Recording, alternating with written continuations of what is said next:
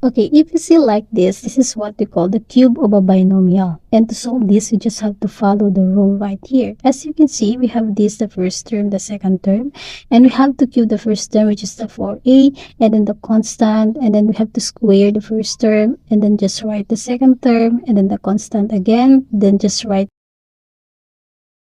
and then the square the first term, and then plus b raised to 3. So this is plus since this one is positive. And then after that, we know 4 cubed, that will give us 64a cubed.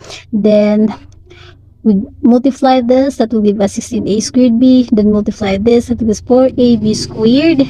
Then plus b cubed. And then after that, 64a cubed plus 16 times 3, that is 48, a squared b.